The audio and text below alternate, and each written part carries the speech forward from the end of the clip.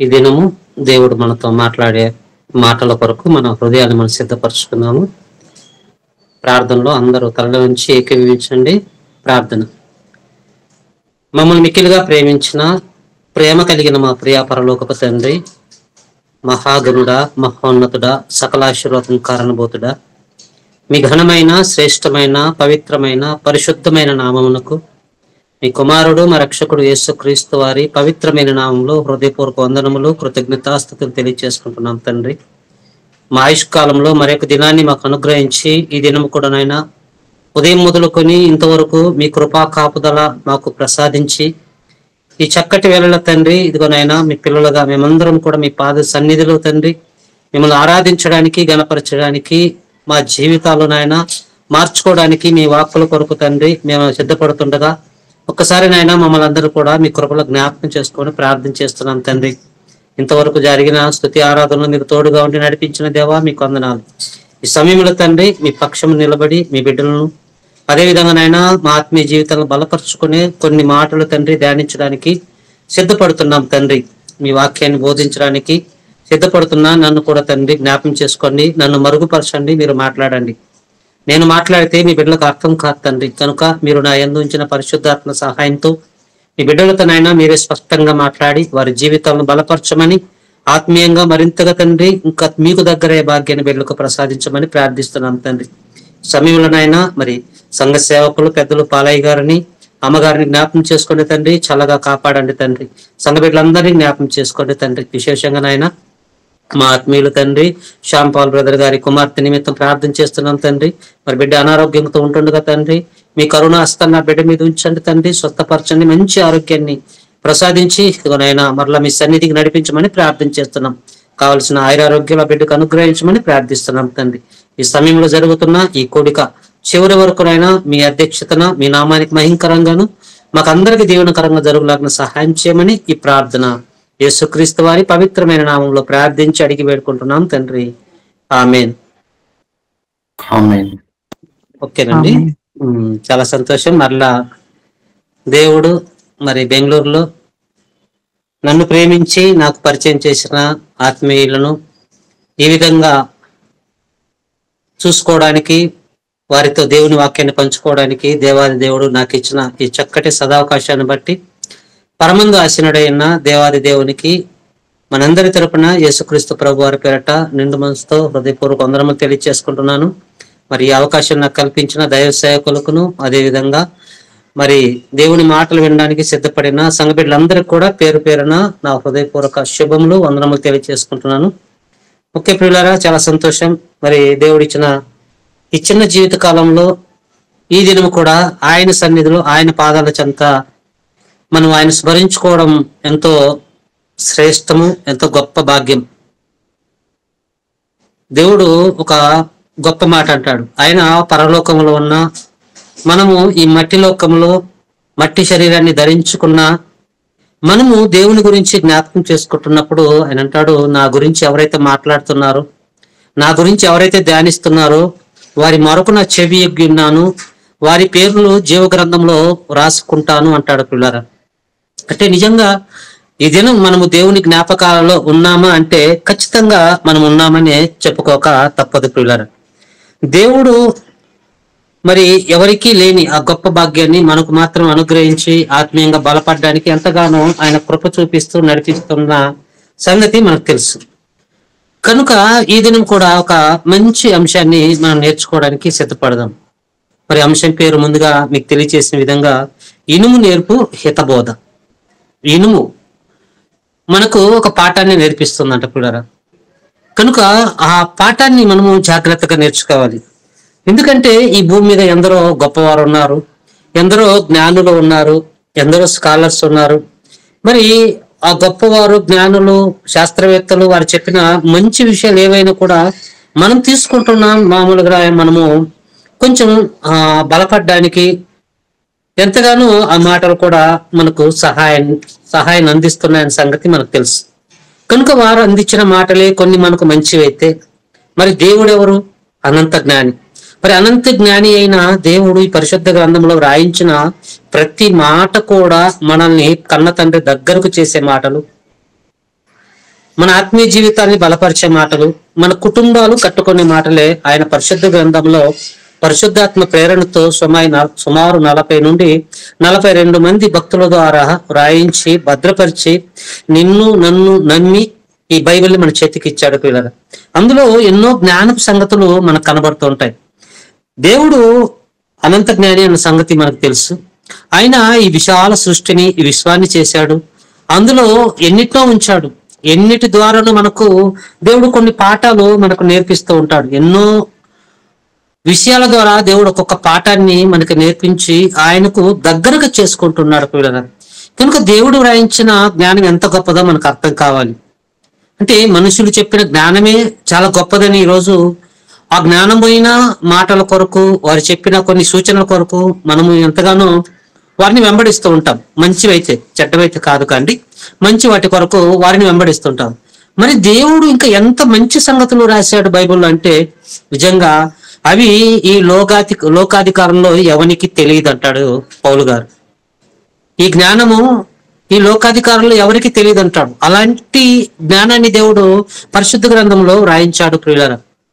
అంత గొప్ప జ్ఞానం బైబిల్లో ఉందంటే అవును, అది మరి వింటున్నా, చదువుకుంటున్నా, దేవుని మాటలో మరి ఆలోచిస్తున్నా మనకి స్పష్టంగా అర్థమవుతుంది పిల్లలు. కనుక ఇప్పుడు మన ముందున్న ఒక పాఠం ఏంటంటే ఇనుము నేర్పు హితబోధ. ఇంతకు హితము అంటే ఏంటి, ఇది కూడా మనకు తెలియాలి. హితము అనగా ఏంటో ఒకసారి Bible answer to the Bible. మనకు బైబిల్లోని ప్రశ్నకు బైబిలే సమాధానం ఇవ్వాలి. కనుక హితము అంటే ఏంటో ఒకసారి పేతురు గారు రాసిన మొదటి పత్రిక, దయచేసి అందరూ కూడా బైబిల్ తెరిచి చూడాలి. జాగ్రత్తగా ప్రతి వచనం కూడా రాసుకోవాలి. మీ సేవకులు కూడా అదే చెప్తూ ఉంటారు. చాలా సంతోషం. నేను కూడా ఇది ఖచ్చితంగా పాటిస్తూ ఉంటాను. రైట్. ఇప్పుడు మొదటి తిమోతి గారికి పౌలు గారు రాస్తూ తన మొదటి పత్రిక మొదటి అధ్యాయము 10-11 వచనాలు కలిసి ఉంటాయి ప్రియులారా. 9, 10, 11 వచనాలు కలిసి ఉంటాయి. అందులో 11 నుండి కిందికి 7వ లైన్లో ఒక మాట మనం చూద్దాం. అన్ని మాటలు మనకు ఇప్పుడు ఈ ప్రస్తుతానికి అవసరం లేదు. మనం హిత అన్న దాన్ని కొరకు ఆలోచిస్తున్నాం కనుక 7వ లైన్లో రాయబడిన ఒక మంచి మాట మనం చూడగలిగితే, ఆ ప్రామాణికులకును హితబోధకు విరోధైన వాడు అని కనబడుతుంది మీకు. హితబోధకు అన్న మాట మీకు తిమోతి గారికి రాసిన మొదటి పత్రిక మొదటి అధ్యాయము 10వ వచనంలో 7వ లైన్లో ఉంది హితబోధ అని. అక్కడ హితబోధ అన్న కాడ తెలుగు బైబిల్లో అయితే పుట్నోట్లు 3 అనే అంకి కనబడుతుంది పిల్లరా. ఆ 3 అని కింద పుట్టినట్లు ఏం కనబడుతుందంటే ఆరోగ్యకరమైన బోధ. అంటే హితబోధ అంటే ఆరోగ్యకరమైన బోధ, మంచి బోధ, మనల్ని బలపరిచే బోధ అని అర్థమవుతుంది పిల్లలు. కనుక ఇప్పుడు ఈ ఇనుము మనకు ఒక మంచి బోధ నేర్పిస్తుందంట. ఈ ఇనుము మంచి బోధ నేర్పిస్తుందా? ఆలోచించండి. ఇనుము కూడా ఒక మంచి బోధ మనకి ఎలా నేర్పిస్తుందో మనకు అర్థం కావాలి పిల్లలు. ఎందుకంటే దేవుడు బైబిల్లో ఒక పేరు రాసిన, లేకపోతే ఒక స్థలం పేరు రాసిన, ఒక చెట్టు పేరు రాసిన, ఒక గుట్ట పేరు రాసిన, లేకపోతే ఒక లోయ పేరు రాసిన, ఏదైనా కూడా దేవుడు బైబిల్లో రాయించాడు అంటే ఖచ్చితంగా దాని గురించి మనము బ్రతికిన ఈ కాలంలో తెలుసుకొని మరణించాలి. మన మరణానికి ముందు అది చెట్టు అయినా కావచ్చు, చేప అయినా కావచ్చు, చీమైనా కావచ్చు, ఏదైనా కావచ్చు. దేవుడు బైబిల్లో ఒక దాని కొరకు ప్రస్తావించాడంటే ఖచ్చితంగా మనం తెలుసుకోవాలి పిల్లలు. కనుక అలా దేవుడు ప్రస్తావించిన మాటలలో ఒక మాటే ఇనుము. కనుక మనకు మూల వచనాన్ని మనం చూద్దాం. సామెతల గ్రంథము 27వ అధ్యాయము. దయచేసి అందరూ కూడా పరిశుద్ధ గ్రంథాన్ని తెరవండి. సామెతల గ్రంథము 27వ అధ్యాయము 17వ వచనానికి అందరూ కూడా రండి. సామెతల గ్రంథము 27వ అధ్యాయం 17వ వచనం. ఇనుము చేత చదువునాను. ఇనుము చేత ఇనుము పదునగును అట్లు. చాలు నాన్న. ఇక్కడ జ్ఞాని, ఈ గ్రంథాన్ని ఎవరు రాశారంటే సొలొమోను గారు. మనకు తెలుసు, గతంలో కూడా మీకు జ్ఞాని నేర్పు మహాజ్ఞానం అన్న ఒక మంచి విషయాన్ని కూడా మనము నేర్చుకోవడానికి దేవుడు కృప చూపించాడు, మాట్లాడుకున్నాం. అంటే సొలొమోను గారు అనగానే పాత నిబంధనలో మహాజ్ఞాని. దేవుడు అతనికి ఎంతగానో జ్ఞానాన్ని ఇచ్చాడు. మరి అతను మాట్లాడిన ప్రతి మాట కూడా మరి చాలా జ్ఞానవంతమైన మాటలు ఆయన మాట్లాడాడు. ఎన్నో లోతైన సంగతులు ఆయన మాట్లాడిన సంగతి మనకు తెలుసు ప్రియులారా. కనుక మనలాంటి అనామకుడు కాదు సొలొమోను గారు, చాలా జ్ఞాని. దేవుడే అతన్ని ప్రేమించి జ్ఞానాన్ని ఇచ్చాడు. అంత పెద్ద జ్ఞాని ఒక విషయాన్ని మనకు చెబుతూ సామెతల గ్రంథం 27:17 ఏమంటున్నాడంటే, ఇనుము చేత పదునగునట్లు అంటున్నాడు. అంటే ఒక ఇనుము చేత పదునగుతుంది కదా అంటున్నాడు. అంటే ఇప్పుడు ఇనుము తెలియని వారు ఎవరైనా ఉన్నారా మనలో మనం మాట్లాడుకుంటే? ఇనుము తెలియని వారు, ఇనుము పేరు తెలియని వారు, లేకపోతే ఇనుము చూడని వారు ఎవరైనా ఉన్నామంటే లేరు. అందరికీ ఇనుము గురించి ఖచ్చితంగా తెలుసు. ఎందుకంటే ప్రతి ఇల్లు కట్టబడాలన్నా దానికి ముఖ్యంగా ఏం వాడతారంటే ఇనుము వాడతారు. ఒక బ్రిడ్జ్ నిర్మాణం జరగాలన్నా కూడా దానికి కూడా ఇనుము చాలా ప్రాముఖ్యంగా వాడతారు. ఒక రైల్వే లైన్ దానికి కూడా ఇనుము. ఒక రైలు సిద్ధపరచాలన్నా కూడా దానికి కూడా ఇనుము. ఒక ఇంటికి పిల్లర్ వేయాలన్నా దాంట్లో కూడా ఇనుము. అంటే ఇనుము లేని ఇల్లు అంటూ ఉండదు. ఇనుము ప్రతి స్థలంలో ఉంటుంది. ఇనుము గురించి అందరికీ కూడా తెలుసు ప్రియమైన దేవుని పిల్లరా. కనుక ఇప్పుడు ఈ ఇనుము మనకు ఒక పాఠాన్ని, అంటే ఒక మంచి బోధ, హితబోధ అంటే ఆరోగ్యకరమైన బోధ, లేకుంటే మంచి బోధ అది నేర్పిస్తుంది అని మనం పాఠం పేరు పెట్టుకున్నాం కదా. ఇక్కడ ఏమంటున్నాడంటే గ్రంథకర్త, ఇనుము చేత పదునగును అంటున్నాడు. ఇనుము చేత పదునగును అంటున్నాడు. కనుక ఈ ఇనుము చేత పదునగును అన్న మాట మైండ్ లో పెట్టుకొని అలానే ఇంకొక మాట చదువుకుందాం. దీనికి కంటిన్యూస్ గా ఇంకొక మాట చదువుకుందాము. యెషయా గ్రంథము 48వ అధ్యాయము, ఐజయా చాప్టర్ 48. యెషయా గ్రంథము 48వ అధ్యాయము 6వ వచనం. Isaiah chapter 48 versus 6. నీవు ఆ సంగతి విని ఉన్నావు. నీవు ఆ సంగతి విని ఉన్నావు కదా. ఏ సంగతి? ఇనుము చేత పదునగును. ఆ సంగతి విన్నారా మీరందరూ? ఎస్, విన్నాం. కనుక మీరు ఆ సంగతి విన్నారు కదా, విన్నావు. ఆలోచించు. ఇనుము చేత పదునగును అన్న మాట మీరు విన్నారు కదా, అది ఏంటో ఒక్కసారి ఆలోచించండి అంటున్నాడు దేవుడు. అంటే దేవుడు బైబిల్లో ఏ మాట రాయించినా కూడా అది ఖచ్చితంగా మనం ఆలోచించవలసిన బాధ్యత, భారం క్రైస్తవులమైన మన మీద ఉంది. మనం మర్చిపోకూడదు. కనుక ఇనుము చేత పదునగును మాట మీరు విన్నారు కదా, దానిని మీరు జాగ్రత్తగా ఆలోచించము. 2వ లైన్లో అది నిజమని మీరు ఒప్పుకోవాలి కదా. అది నిజమని మీరు ఒప్పుకోవాలి కదా. ఏది? ఇనుము చేత పదునగును మాట మనం విన్నాం. మరి అది నిజమేనా? ఎస్, నిజమే, 100% నిజమే. ఎందుకంటే బైబిల్లో దేవుడు రాయించాడు, ఆ మాట మనం విన్నాము. కనుక అది నిజమంటే ఎస్, 100% నిజమే. కింద అంటున్నాడు, తెలియని మరుగైన కొత్త సంగతులు నేను ఇక మీదట నీకు తెలియజేయుచున్నాను అంటున్నాడు. అంటే ఇనుము ద్వారా అది పదునవుతుంది కదా, అది మీకు తెలుసు కదా, దాని ద్వారా మీకు ఎప్పుడు వినని కొత్త సంగతులు మీకు తెలియచేస్తాను అంటున్నాడు.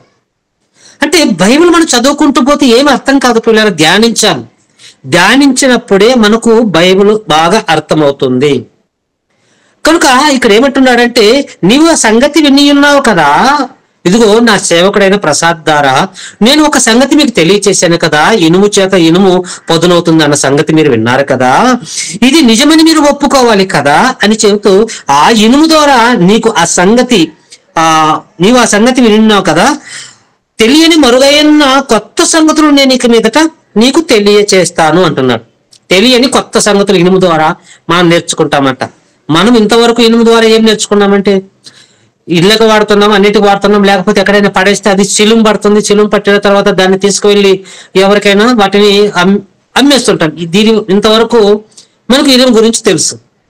కానీ దేవుడు అంటున్నాడు, నీకు ఇనుము గురించి కొత్త సంగతులు తెలియచేస్తాను అంటున్నాడు. అది ఎప్పుడు తెలియచేస్తాడు? ధ్యానించినప్పుడే మనకు అర్థమవుతుంది పిల్లలు. ధ్యానించకపోతే మనకు ఏ విషయం కూడా అర్థం కాదు. రైట్. ఇప్పుడు మనమంతా కుటుంబం కదా, కనుక మిమ్మల్ని అందరినీ ఒక ప్రశ్న అడుగుతున్నాను. మీ అందరికి కూడా ఒక ప్రశ్న. నాన్ వెజ్ అంటే ఇష్టం లేని వారు ఎవరైనా ఉన్నారా మీలో? నాన్ వెజ్ అంటే ఇష్టం లేని వారు ఎవరైనా ఉన్నారా? నాకు తెలిసి ఎవరు ఉండకపోవచ్చు. ఎందుకంటే మనమే అంటుంటాం ఒక సామెత, మనకు ముక్కలేందే ముద్ద దిగుదు అంటుంటాం. అవునా కదా? ఎందుకంటే నాన్ వెజ్ ఒకనాడు మన పితరులైన ఇశ్రాయేల్ ప్రజలకు కూడా ఆ నాన్ వెజ్ అంటే చాలా ఇష్టం. కనుక ఆ జీన్స్ ఎక్కడికి పోదు. అది కూడా నాన్ వెజ్ కూడా దేవుడు ప్రకృతిలో పెట్టాడండి, మన కొరకే పెట్టాడు. మనము వాటిని అనుభవించాలని, తినాలని, ఆయన జ్ఞాపకం చేసుకోవాలని, ఆయన కొరకు బ్రతకాలని ప్రతిది కూడా పెట్టాడు. Okay right.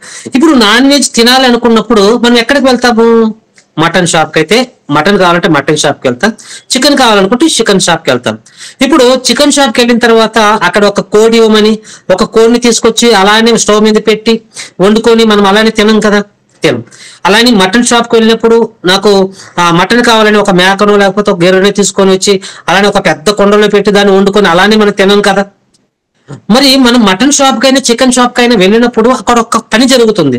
మనం వెళ్ళి అక్కడ కషాయం ఇవన్నీ మనం అడుగుతాం, అయ్యా ఇదిగో మాకు 1 కిలో మటన్ కానివ్వండి, 1 కిలో చికెన్ కానివ్వండి ఇవ్వండి అని మనం అడుగుతాం.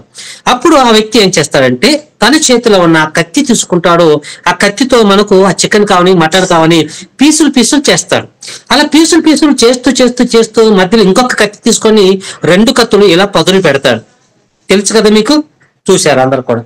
ఎందుకంటే ఒక చికెన్ కొట్టేటప్పుడైనా మటన్ కొట్టేటప్పుడైనా 2 కత్తులకి ఇలా పదును పెడుతూ ఉంటాడు.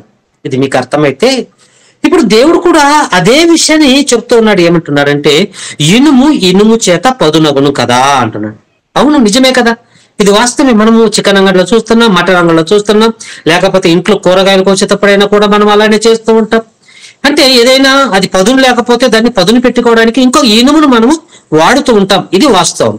కనుక అదే విషయాన్ని మనకు జ్ఞాని అయిన సొలొమోను గారు చెబుతూ అందులో దాగిన ఒక మర్మాన్ని మనకు తెలియచేయబోతున్నాడు. పిల్లరా, మరలా అక్కడికి వెళ్దాం. సామెతల గ్రంథం 27వ అధ్యాయము, అందరూ దయచేసి రండి. సామెతల గ్రంథం 27వ అధ్యాయం 17వ వచనానికి మరలా వస్తే అక్కడ ఏమంటున్నాడంటే ఇనుము చేత ఇనుము పదునగును. ఎలా పదునవుతుందో ఇప్పటి వరకు మనం మాట్లాడుకున్నాం. రైట్. ఇప్పుడు ఎలా పదునవుతుందో తెలుసుకున్న తర్వాత ఇప్పుడు కిందికి వచ్చేసరికి ఇంకొక మాట అంటున్నాడు, ఇనుము చేత ఇనుము పదునగును, అట్లు ఒకడు తన చెలికానికి వివేకము పుట్టించును అంటున్నాడు. ఇలా చదివితే మనకు అర్థం కాదు. ఇప్పుడు మీరు చదివారు, అందరూ కూడా చదివారు. మీకేమైనా అర్థమైందా? ఇనుము చేత ఇనుము పదునగును, అట్లు ఒకడు తన చెలికానికి వివేకం పుట్టించును అంటే ఏమైనా అర్థమైందంటే అర్థం కాదు. అంటే కొన్ని పదాలు మనకు అర్థం కావడానికి, ఆత్మీయంగా మనం అర్థం చేసుకోవడానికి దేవుడు లోకంలో ఉన్న లేకపోతే మన కళ్ళ ముందు కనబడుతున్న కొన్ని వస్తువులు చూపించి మనకు పాఠాలు నేర్పిస్తూ ఉంటాడు. ఇప్పుడు ఇక్కడికి వచ్చేసరికి ఇనుము అన్న పదాన్ని ఇక్కడ వాడుతున్నాడు. ఇనుము చేత ఇనుము పదునగును అంటున్నాడు. మరలా చెప్తున్నాను, ఇనుము చేత ఇనుము పదునగును అంటున్నాడు. జాగ్రత్తగా వినండి, మనసు పెట్టి వినండి. అర్థం కాకపోతే దయచేసి నన్ను అడగండి. ఎందుకంటే మనం ఆత్మీయంగా బలపడాలని ఈ రాత్రి కాల సమయంలో ఆయన సన్నిధిలో ఆయన పాదాల చేత ఉన్నాం. ఓకేనా? రైట్. ఇప్పుడు ఇనుము చేత ఇనుము పదునగును అన్నాడు. కనుక ఇలా మనం చదువుకుంటే మనకు అర్థం కాదు అన్న సత్యం మనకు అర్థమైపోయింది. ఇప్పుడు ఇనుము దగ్గర మనిషి అని పెట్టి చదవండి ఒక్కసారి దయచేసి. ఇనుము దగ్గర మనిషి అని ఒకసారి పెట్టి అందరూ కూడా మీ బైబిల్లో ఇనుము అన్న చోట మనిషి అని పెట్టి ఒకసారి చదవండి. మనిషి చేత మనిషి పదునగును. ఎంత మంచి మాట వస్తుందో చూడండి. అక్కడ ఇనుము చేత ఇనుము పదునగును అన్న దగ్గర మనిషి అని పెడితే మనిషి చేత మనిషి పదునగును అన్న ఒక అద్భుతమైన మాట మనకు కనబడుతుంది. అంటే మనిషి చేత మనిషి పదునవుతాడట, మనిషి చేత మనిషి పదునవుతాడు. ఈ మాటను మనం ఆత్మీయంగా బలపడడానికి మనం తీసుకుంటున్నాం. కనుక ఇక్కడ మనిషి అని పెడితే ఒక వండర్ఫుల్ వర్డ్ మనకి బయటకు వస్తుంది. కనుక మనిషి చేత మనిషి పదునగును అని చెబుతూ అట్లు ఒకడు తన తెలికానికి వివేకం పుట్టించను. మనిషి చేత మనిషి పదునగును, అట్లు ఒకడు తన చెలికానికి వివేకము పుట్టించును అంటున్నాడు పిల్లలు. అంటే ఇప్పుడు మనకు ఇందులో ఏదో దాగి ఉంది అని మనకు అర్థమవుతుంది. అనగా దేవుని జ్ఞానం మనకు అర్థం కావాలంటే మన మైండ్ కూడా కొంచెం పదును పెట్టాల్సిన అవసరం ఎంత ఉంది ప్రియమైన దేవుని పిల్లారా. ఇప్పుడు మనిషి ద్వారా మనిషి పదునవుతులు అన్న మాట మనము ఇక లోతుల్లోనికి వెళ్ళి మనం ఆలోచించగలిగితే పిల్లరా, ఇప్పుడు ఇనుము చాలా బలమైనది. సామాన్యంగా మనం వంచలేం. అవి వంచాలన్నా కూడా వాటికి పెద్ద పెద్ద రాడ్స్ కావాలి, లేకపోతే పెద్ద పెద్ద మషినరీ ఐటమ్స్ కావాలి. ఇవన్నీ కూడా మనకు తెలుసు. ఏదో చిన్న బైండింగ్ వైర్ లాంటిది అయితే చేత్తో మనం మర్చేస్తాం. అదే ఒక 6 mm 10 mm 12 mm 16 mm రాడ్లు అయితే అసలు మన చేత మనం వంచగలమంటే వంచలేము, ఎందుకంటే అవి చాలా బలమైనవి.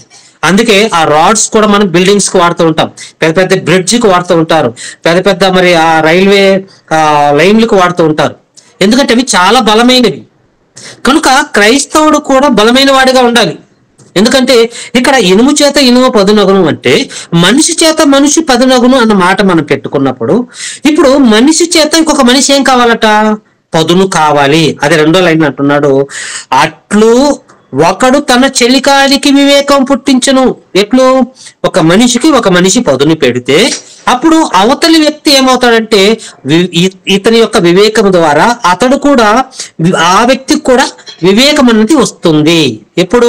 పదును పెడితే. ఇప్పుడు మీకు అర్థం కావడానికి, ఇప్పుడు మనం ఈ గూగుల్ మీట్ లో యాడ్ అయిన మనమందరం కూడా, నాతో నుండి మీ అందరూ కూడా మనము పదునుగా ఉండాలని, మనమందరం కూడా ఎప్పుడు కూడా షార్ప్ గా ఉండాలి. పదును అంటే షార్ప్. అలా షార్ప్ గా ఉండాలని ఈరోజు మన సేవకులు అయ్యగారు పాలయ్య గారి మంచి కార్యక్రమాన్ని ఏర్పాటు చేశారు. ఎందుకంటే ఒక నైఫ్ ఉందనుకోండి, ఒక కత్తి, దాన్ని ఎక్కడైనా పడేశారనుకోండి వాడకుండా, అదేమైపోతుందంటే మొద్దుపోతుంది. వాడకుండా వదిలేస్తే అది మొద్దు పారిపోతుంది, పనికి రాకుండా పోతుంది, శిలం పడుతుంది. కనుక ఎప్పుడు కూడా అది పదునుగా ఉండాలి, ఎప్పుడు కూడా అది షార్ప్ గా ఉండాలంటే ఏం చేయాలి? ఎప్పుడు కూడా వాడబడుతూ ఉండాలి. ఇప్పుడు అక్కడ అదే చేస్తున్నారు మన సేవకులు కూడా, మనందరిని కూడా. కనుక మనల్ని కూడా పదును పెడుతున్నారు. అందుకే అనేక మంది సేవకుల ద్వారా, అంటే ఒక సేవకుడి ద్వారా మనమందరం కూడా పదునవుతూ ఉన్నామన్న సంగతి మనము మర్చిపోకూడదు పిల్లరా. రైట్. ఇక కిందికి వచ్చేసరికి ఏమంటున్నాడంటే, ఒకడు తన చెలికానికి వివేకం పుట్టించును అంటున్నాడు. పదును పెట్టడం వలన, ఒక వ్యక్తి ఇంకొక వ్యక్తికి పదును పెట్టడం వలన తన చెలికాడికి వివేకము వస్తుందంట. తన చెలికానికి వివేకము పుట్టించునంటున్నాడు పిల్లరా. కనుక ఇనుము బలమైనది అంటే నేను అంటాను, ఇనుము కంటే క్రైస్తవుడు చాలా బలమైన వాడు అని నేను అంటాను. ఎందుకంటే ఈరోజు ఈ ప్రపంచంలో మరి కొంతమందికి ఇనుము అన్న బిరుదులు కూడా ఇచ్చాడు పిల్లరా. మనందరికి తెలుసు, బాక్సింగ్ లో మంచి వ్యక్తి, అన్నిట్లో కూడా మరి తనకు తానే సాటిగా నిలబడిన వ్యక్తి నిక్ టైసన్ అనే వ్యక్తి. మరి ఎక్కడ కూడా బాక్సింగ్ లో నిలబడితే తనకు తానే సాటి, తన ముందు ఎవరు నిలబడలేరు.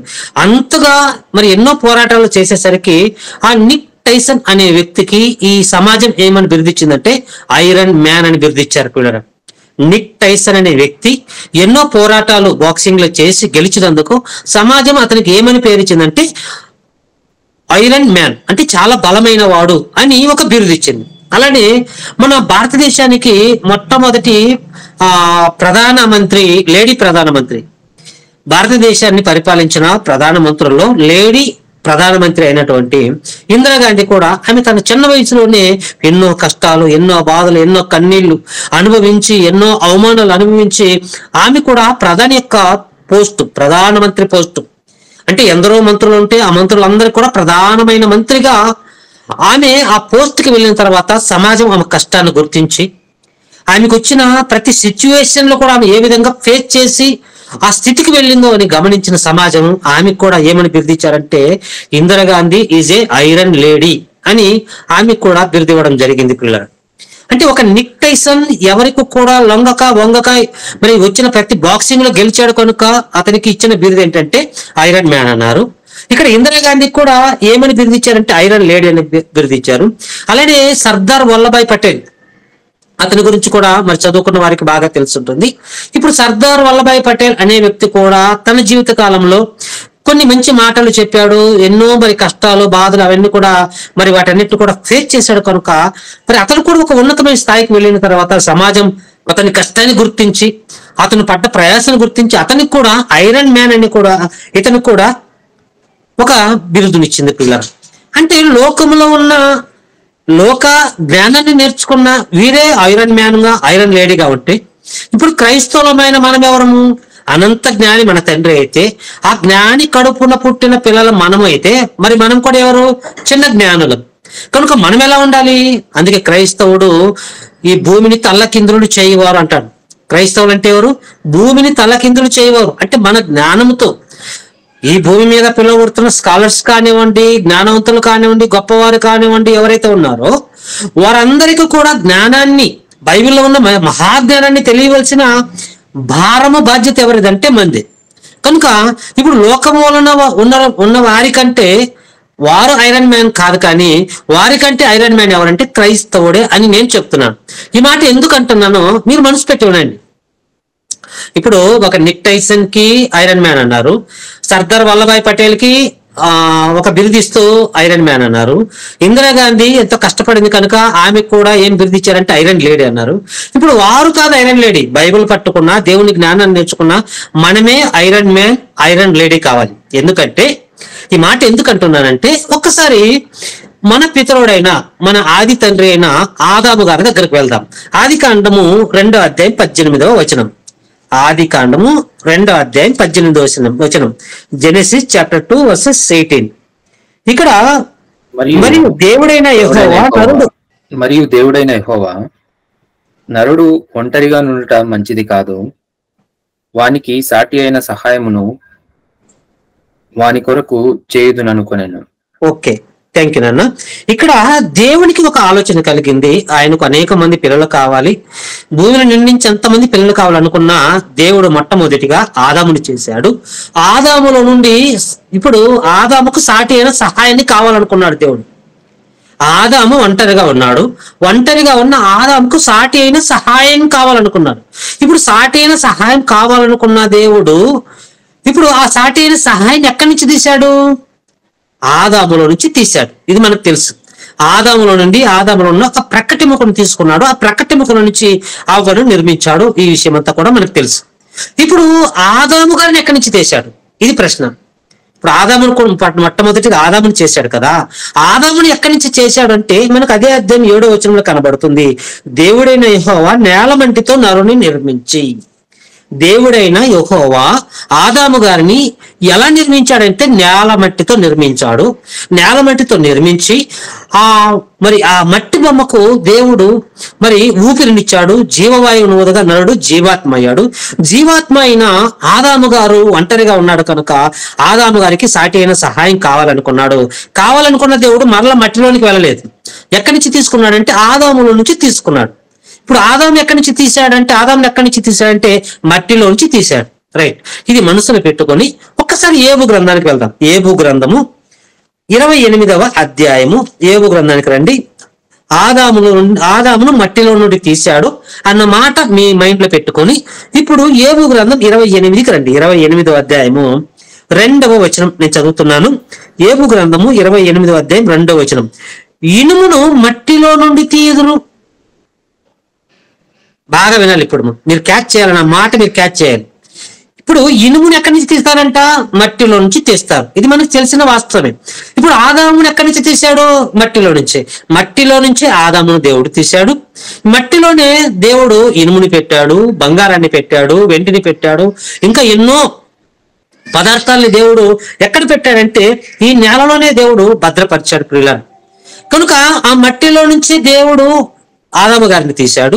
ఆ మట్టిలో నుంచి కూడా ఇనుముని ఈ రోజు కూడా సమాజం తీస్తుంది. మట్టిలో నుంచే ఇనుము కూడా వస్తుంది. మట్టిలో నుంచి ఆదాము వచ్చాడు, మట్టిలో నుంచి ఇనుము వస్తుంది. అందుకే మనం కూడా అప్పుడప్పుడు మనకు తెలియకుండానే మన పిల్లలు నల్లగా ఉన్నా తెల్లగా ఉన్నా, వాళ్ళు జొల్లు కార్చుకుంటున్నా చీమిడి కార్చుకుంటున్నా, మనం ఏమంటామంటే మన పిల్లల్ని నా బంగారు, నా లడ్డు, నా జిలేబీ అంటుంటాం. నిజమే, మనకు తెలియకుండానే బంగారే. ఎందుకంటే నేలమట్టి ఎక్కడి నుంచి తీయబడింది? అగాధంలో నుంచి తీయబడింది. అగాధములు ఏమేమి ఉన్నాయంటే ఇవన్నీ కూడా ఉన్నాయి. బంగారం ఉంది, వెండి ఉంది, ఇంక ఇనుము ఉంది, ఇంకా ఎన్నో పదార్థాలు కూడా ఎక్కడ ఉన్నాయంటే భూమిలోనే ఉన్నాయి. కనుక మనకి తెలియకుండానే మన పిల్లలు కూడా మనము లడ్డు బంగారు అంటుంటాం. కరెక్టే అది. ఇప్పుడు ఒక ఆదాము గారిని దేవుడు చేయడానికి ఎక్కడి నుంచి తీశాడు అంటే నేలమట్టిలో చేశాడు. ఇప్పుడు ఇనుము ఎక్కడి నుంచి తీశారంటే నేలమట్టిలో నుంచి వచ్చింది. ప్రియమైన దేవుని పిల్లరా, అనగా మొట్టమొదటి ఆదాము ఐరన్ మ్యాన్ అని మనకు అర్థమవుతుంది. అంటే మట్టిలో ఏముంది? ఐరన్ ఉంది. కనుక ఐరన్ మ్యాన్, మొట్టమొదటి ఐరన్ మ్యాన్ ఎవరంటే నిక్ టైసన్ కాదు, సర్దార్ వల్లభాయ్ పటేల్ కాదు, ఇందిరాగాంధీ కాదు. ఎవరయ్యా మొట్టమొదటి ఐరన్ మ్యాన్ అంటే ఆదాము గారిని కరాఖండిగా చెప్పవచ్చు ప్రియులారా. ఇంకా మనము ఆలోచిస్తే ఈరోజు మనిషిగా మనం ఉన్నాం కదా, మనలో సుమారు ఒక 3 ఇంచుల మేకు ఉంటుంది కదా, అంత ఇనుము మనలో ఉంటుందంట పిల్లరా. ఎంత? మనలో ఐరన్ ఎంత ఉందంటే సుమారు 3 అంగుళాల ఒక మేకు ఉంటుంది, నెయిల్. ఎంత ఉంటుందో అంత ఇనుము మన బాడీలో ఇప్పటికి కూడా ఉంటుందట శాస్త్రవేత్తల లెక్క ప్రకారం. అప్పుడప్పుడు మనం కూడా నీరసంగా అయినప్పుడు మీకు ఐరన్ తగ్గిందని ఐరన్ టాబ్లెట్స్ కూడా మనకి ఇస్తుంటారు. ఇదన్నా విన్నారా? ఐరన్ టాబ్లెట్స్, మీకు ఐరన్ తగ్గింది కనుక ఐరన్ లోపానికి ఇదిగో మీకు ఐరన్ టాబ్లెట్స్ ఇస్తున్నామంటారు. అంటే ఇనుము టాబ్లెట్ రూపంలో కూడా మనం మింగుతూ ఉంటాం. ఇప్పుడు ఇనుము టాబ్లెట్ రూపంలో మనం మింగుతున్నాం, దాన్ని అరిగించుకుంటున్నామంటే మనము ఖచ్చితంగా ఐరన్ మ్యాన్లను మీరు మర్చిపోకూడదు. రైట్. ఇప్పుడు ఆదాము గారిని నేల మట్టితో తీస్తే ఆయన ఒక ఐరన్ మ్యాన్ అయితే, ఇప్పుడు అవ్వమును ఎక్కడి నుంచి తీశాడు? ఐరన్ మ్యాన్ అయినా ఆదాములో నుండి ఇంకొక చిన్న ఐరన్ ముక్క తీశాడు. ఆ చిన్న ఐరన్ ముక్కే అవ్వమ్మ అని మనకు అర్థమవుతుంది పిల్లలు. ఆదాము గారు ఒక పెద్ద ఐరన్ ముక్క అయితే ఆ పెద్ద ఐరన్ ముక్కలో నుండి చిన్న ఐరన్ ముక్క అయిన అవ్వమని దేవుడు తీశాడు. ఇప్పుడు వీళ్ళిద్దరు ఎవరంటే ఐరన్ ముక్కలు, ఇద్దరు కూడా ఇనుములే. ఇప్పుడు ఇద్దరు ఇనుములైతే ఇప్పుడు 27:17 సామెతల గ్రంథాన్ని మనము గుర్తు చేసుకుంటే, ఇనుము చేత ఇనుము పదునగును అనగా మనిషి చేత మనిషి పదునగును. ఇప్పుడు దేవుని ఉద్దేశము ఏంటంటే, ఒక వ్యక్తి పడిపోతే ఆ వ్యక్తికి ఇంకొక వ్యక్తి పడిపోకుండా పదును పెట్టాలి. ఇనుము ఏ విధంగా అయితే ఇంకొక ఇనుమును పదును చేస్తుందో, ఒక మనిషికి ఇంకొక మనిషి పదును పెట్టాలి. ఎక్కడ కూడా ఆత్మీయ స్థితిలో కానివ్వండి, ఎక్కడ కూడా పడిపోకుండా ఆ మనిషిని మరి వివేకమైన మార్గంలో నడిపించడానికి పదును పెట్టేవారిగా ఉండాలని దేవుడు అవ్వమని చేశాడు. అంటే ఆ ఇనుముల నుంచి ఇంకొక ఇనుమును తీశాడు. ఆ ఇనుము ఎక్కడైనా పదును తప్పిపోతే ఈ వచ్చిన ఇనుమైనా పదును పెట్టాలని చేస్తే, ఈ విషయంలో అవ్వమ్మ ఫెయిల్ అయిపోయింది. పదును పెట్టిందంటే పదును పెట్టలేదు పిల్లరా, అతనికి ఉన్న పదును కూడా తీసేసింది. ఆదాము గారు చాలా పదునైన వ్యక్తి. జీవరాశుల్లో 84 లక్షల జీవరాశులను దేవుడు అతను ముందుకు పంపిస్తే పెట్టిన పేరు పెట్టకుండా పెట్టాడు. అంత జ్ఞాని. సొలొమోను గారి కంటే గొప్ప జ్ఞానాన్ని చెప్పుకోవచ్చు, కానీ ఇతను ఫెయిల్ అయిపోయాడు కనుక అతని పేరు మనకు కనపడదు. చివరికి వచ్చేసరికి మరి అతడు మరి ఆ నేల శపింపబడి సేద్యం చేసి ఎంతో కష్టపడ్డట్లుగా మనము అతని గురించి మనం చూస్తూ ఉంటాం. కానీ ఎంత జ్ఞాని అయితే 84 లక్షల జీవరాశులకు పెట్టిన పేరు పెట్టకుండా పెట్టాడు, ఆలోచించండి పిల్లరా. కనుక ఈ వ్యక్తికి ఉన్న మరి ఈ పదును ఎవరు తీసేశారంటే అవ్వమ్మ వచ్చి పదును తీసేసింది. ప్రియమైన దేవుని పిల్లరా, అవ్వమ్మ వచ్చి పదును తీసేసింది. ఆ అపవాది రావడం, ఇదిగో ఈ పండు తింటే మీరు దేవతలు అవుతారు అని చెప్పడం, ఇవన్నీ చెప్పిన తర్వాత ఎవడో మూడోవాడు అనామకుడు వచ్చి చెప్తున్నాడే, అసలు వీడు ఇన్ని రోజులు మా మధ్యలో లేడు కదా, వీడు ఎందుకు వచ్చాడు అని ఆలోచించలేదండి. ఎవరో మూడోవాడు వచ్చేసరికి వెంటనే విని, ఇదిగో ఆ ఆదం దగ్గరికి వెళ్ళి ఇది తింటావా లేకపోతే తినకుంటే చస్తావా అని బెదిరించిందేమో ఆ రోజు ఆ తల్లి. బెదిరించేసరికి ఇంకా ఆదాం గారు ఆ పండు తిన్నారేమో. ఓకే, అలా పెడితే ఇప్పుడు ఒక వ్యక్తిలో నుంచి ఒక వ్యక్తిని ఎందుకు తీశారంటే ఒక మనిషి ఇంకొక మనిషికి పదును పెట్టాలన్నది దేవుని ఉద్దేశం పిల్లరా. కానీ అవ్వమ్మ తన జీవితంలో ఆదాము గారిని పదును పెట్టకుండా ఆదాము గారిలో ఉన్న పదును కూడా తీసివేసింది. వీరిద్దరి గర్భాన ఇంకొక చిన్న ఇనప ముక్క వచ్చింది. ఆ ఇనప ముక్కే కయ్యునైతే ఈ కయ్యును కూడా పనికిరాని ఇనప ముక్కగా, పనికిరాని ఇనుముగా ఆయన ఈ భూమి మీద జీవించాడో మనకు తెలుసు. హేబేలు గారిని పక్కన పెడితే అవ్వ ఆదాము గారి గర్భాన్న వచ్చిన ఈ కయ్యూను అనే ఈ చిన్న ఇనప ముక్క పనికి రాకుండా పోయింది. ఎందుకంటే పదును పెట్టలే, వారు కూడా పదును లేకుండా పోయారు, వచ్చిన బిడ్డకు కూడా పదును పెట్టలేదు. ఎందుకంటే ఇనుము చేత ఇనుము పదునవుతుందన్న మాట మనం మాట్లాడుకుంటున్నాం. కనుక ఆ పదును పెట్టకపోయేసరికి పనికిరాని ఇనుముగా మారిపోయింది. ఎవరంటే కయ్యూను పనికిరాని ఒక ఇనుముగా మారిపోయాడు. ప్రియమనేది అంటున్నాడు. కనుక ఈ రోజున్న స్త్రీలు ఇలా ఒకరు ఎవరైనా భర్త ఒకవేళ బలహీన పడితే అలాంటప్పుడు పదులు పెడుతున్నారంటే అలాంటి పరిస్థితులు ఈరోజు మనకు సమాజంలో కానరావడం లేదు పిల్లల. అలాంటి పరిస్థితులు సమాజంలో కానరావడం లేదు. ఈరోజు స్త్రీలు ఎలా ఉన్నారంటే సమాజంలో, ఎవరు బాధపడకండి మిమ్మల్ని అంటున్నానని, ఈరోజు సమాజంలో స్త్రీలు ఎలా ఉన్నారంటే భర్తను కూర్చోంటే కూర్చోవాలి, లేయంటే లేయాలి, ఆ స్థితికి వెళ్ళిపోయింది పిల్లరా ఈరోజు భర్తల పరిస్థితి. అంటే పదును పెట్టాలని దేవుడు అనుకొని దేవుడు అవమానిస్తే ఈరోజు స్త్రీలు ఏం చేస్తున్నారంటే ఉన్న పదును కూడా తీసేస్తున్నారు పిల్లలు. ఆ మధ్య కాలంలో నేను ఒక వీడియో చూశానండి. కర్నూలు ప్రాంతంలో జరిగిన యథార్థ సంఘటన. భార్యాభర్తలు అయితే భార్యాభర్తలు అయిన తర్వాత చిన్న చిన్న గొడవలు ఇవన్నీ కూడా సామాన్యంగా వస్తూ ఉంటాయి. కనుక భర్త ఎక్కువగా మాట్లాడుతున్నాడని ఆ భార్య ఏం చేసిందంటే తన భర్త యొక్క నాలుక కరిచేసిందంట. వాస్తవం, ఇది ఇప్పటికి కూడా యూట్యూబ్ లో ఉంది. అంటే భర్త ఎక్కువగా మాట్లాడుతున్నాడని భర్త యొక్క నాలుక భార్య కరిచేసిందంటే ఈమె పదును పెట్టిందా లేకపోతే ఉన్న పదును తీసేసిందో ఒకసారి మీకు అర్థం కావాలి పిల్లలు. ఇంకా చెప్పాలంటే ప్రతి పురుషుని ఒక పురుషుని యొక్క విజయం వెనుక స్త్రీ ఖచ్చితంగా ఉంటుంది అంటారు. ఇది 100% కరెక్టే. ఒక పురుషుడు ఎంత ఉన్నత స్థాయికి వెళుతున్నాడంటే అతని వెనుక స్త్రీ ఖచ్చితంగా ఉంటుంది. దానికి నిదర్శనం నేను చిన్ననాటి నుంచి కూడా మన సేవకులు నేను బెంగళూరు ప్రాంతంలో చూశాను. అప్పటికి నేను మరి చర్చికి ఎలా వెళ్ళానంటే గాలి అలా వెళ్ళడం ఇలా రావడం, అలా వెళ్ళడం ఇలా రావడం.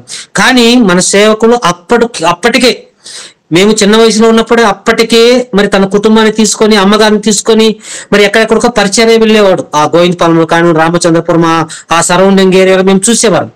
ఇప్పుడు ఆయన అంతా సేవ చేసి ఈ రోజు నిలబడ్డాడంటే ఇప్పుడు ఆయనకు ఎవరు పదును పెట్టారంటే అమ్మగారు ఖచ్చితంగా చెప్పొచ్చు ఇది. ఎందుకంటే ఎప్పుడో నేను ఒక 25-30 years బ్యాక్ చూసిన సంగతిని ఇప్పుడు కూడా మీకు చెప్పగలుగుతున్నానంటే ఇప్పుడు ఆ మన సేవకుని యొక్క విజయం వెనుక ఎవరున్నారంటే అమ్మగారు ఉన్నారు. ఆమె ఎంతో పదును పెట్టింది, ఆయన కష్టాలను ఆమె ఆదుకున్నది, ఆయన్ని బలపరిచింది, ఆయన కొరకు ప్రార్థన చేసింది, ఎంతగానో నడిపిస్తే ఈ రోజు సంఘం సస్యశ్యామలంగా దేవుడిలో ఉన్నతంగా దినదినము అభివృద్ధి చెందుతూ ఉంది. ప్రియమైన దేవుని పిల్ల అంటే ఆ విషయం ఎందుకు చెప్తున్నా అంటే ఒక పురుషుని విజయం వెనక స్త్రీ ఉంటుంది. ఇది 100% ఖచ్చితం. అయితే ఇప్పుడు ఒక పురుషుని ఓటమి వెనక ఎవరు ఉంటారు? విజయం వెనుక స్త్రీ ఉంటుంది అన్నది ఇది 100% కరెక్ట్ అయినప్పుడు ఓటమి వెనుక కూడా ఎవరు ఉంటారంటే స్త్రీ ఉంటుంది. ఇది కూడా ఖచ్చితం. ప్రియమైన దేవుని పిల్లరా, కనుక ఆ ఓటమి వెనుక స్త్రీలుగా ఇదిగో ఈ జూమ్ లో ఉన్న నా అక్కలు, నా చెల్లెళ్ళు, మా తల్లులు, మీరు ఎవరు కూడా నా ఆత్మీయులు ఎవరు కూడా ఉండకూడదు. ఎందుకంటే మనము విజయాన్ని ఇవ్వడానికే మనము ప్రోత్సహించాలి. విజయ పదం వైపే మనం నడిపించడానికి మనము వారికి సహాయపడాలి. వారిని ఎక్కడైనా వారు ఒకవేళ పదును తగ్గుతుంటే మనం పదును పెట్టేవారుగా ఉండాలి. ఎందుకంటే ఇదిగో ఒక ఇనుము చేత పదునగుతుంది, అట్లు తన సహోదరునికి వివేకం పుట్టించినట్టున్నాడు. తన సహోదరునికి వివేకం పుట్టిస్తున్నట్టు అంటే మన కుటుంబంలో భర్త కావచ్చు, పిల్లలు కావచ్చు, భార్య కావచ్చు, ఎవరైనా బలహీన పడుతుంటే ఇంకొక ఇనుము నువ్వైతే నువ్వేం చేయాలంటే వారిని బలపరచడానికి వారిని పదును పెట్టాలి. ఇదండి అందులో రాయబడిన మాటకు అర్థం ఆత్మీయంగా మనం తీసుకుంటే.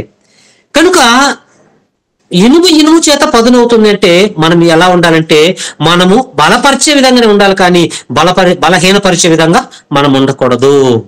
కనుక చరిత్రలో మనకి ఇశ్రాయేల్ ప్రజలు తెలుసు, ఇశ్రాయేల్ ప్రజల కొరకు దేవుడు పడ్డ కష్టం తెలుసు. వారిని ఐగుప్తు నుంచి విడిపించిన తర్వాత వారికి కూడా దేవుడు వారు సంరక్షించుకోవడానికి దేవుడు వారికి మరి కత్తుల్ని ఇచ్చాడు, అదేవిధంగా గొడ్డల్ని ఇచ్చాడు, మరి ఇనుప ఆయుధాలు ఎన్నో ఉంటాయి కదా, శూలాలు ఇచ్చారు, బల్లెం అంటారు కదా, ఇలాంటి ఎన్నో ఇచ్చారు. ఎన్ని ఇచ్చిన తర్వాత ఇశ్రాయేల్ ప్రజల గురించి దేవుడు బాధతో ఒక మాట మాట్లాడుతున్నాడు పిల్లరా. ఆ మాట మనం చూద్దాం ఒకసారి. మొదటి సమూయేలు గ్రంథము 13వ అధ్యాయము, మొదటి సమూయేలు గ్రంథము 13వ అధ్యాయము 19వ వచనానికి రండి పిల్లరా. మొదటి సమూయేలు గ్రంథము 13వ అధ్యాయం 19వ వచనాన్ని నేను చదువుతాను, టైం కొంచెం ఎక్కువైపోతుంది. హెబ్రీయులు కత్తులను ఈటెలను చేసుకొందురేమో అని ఫిలిస్తీయులు ఇశ్రాయేల్ దేశమంతటా కమ్మరవాండ్రు లేకుండా చేసి ఉండిరి. అంటే హెబ్రీయులు అనగా ఇశ్రాయేల్ ప్రజలైతే ఇశ్రాయేల్ ప్రజల దగ్గర ఇప్పుడు ఈటెలు కత్తులు ఇవన్నీ ఉంటాయి కదా, అవన్నీ కూడా వీళ్ళు పదును పెట్టుకుంటారు.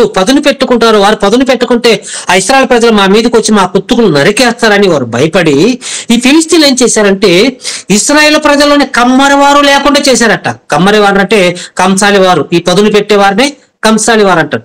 కానీ అలాంటి వారిని లేకుండా చేశారంటే ఫిలిస్తీన్లు. అర్థమవుతుందా? ఫిలిస్తీన్లు ఇశ్రాయేల్ ప్రజలు కమ్మరి వారు లేకుండా చేశారట. అసలు ఇశ్రాయేల్ ప్రజలు ఎవరు, ఫిలిస్తీన్లు ఎవరు అనగానే వారు అన్యులు, దేవుని ఎరగని వారు దేవుని సొత్తు కాదు. ఇప్పుడు ఇశ్రాయేల్ ఎవరంటే దేవుని సొత్తు, దేవుని జనాంగము, దేవుడు ఏర్పరచుకున్న మరి దేవునికి ప్రియమైనటువంటి పిల్లలు. అయితే ఇప్పుడు వీరు కత్తులు వీరు సాన పట్టుకోవాలని తెలియదు వీరికి. వీరు కూడా యుద్ధానికి వెళ్ళాలి. ఆ యుద్ధంలో మరి వీరి యొక్క ప్రతి ఆయుధం కూడా పదునుగా ఉండాలని వీరికి తెలిసినా కూడా వీరిలో ఉన్న అనేక మంది మరి ఆ వృత్తి చేసేవారిని వారందరూ చంపేసిన తర్వాత వీళ్ళు ఏం చేస్తున్నారంటే కింద వచనంలో వీళ్ళందరూ కూడా ఇశ్రాయేల్ ప్రజలు వారికి ఉన్న ఆయుధాలు తీసుకుని ఎక్కడికి వెళ్తున్నారంటే పదును పెట్టుకోవడానికి అక్కడ ఫిలిస్తీన్ల దగ్గరికి వెళ్తున్నారట. ఫిలిస్తీన్ల దగ్గరికి వెళ్తున్నారట పదును పెట్టుకోవడానికి.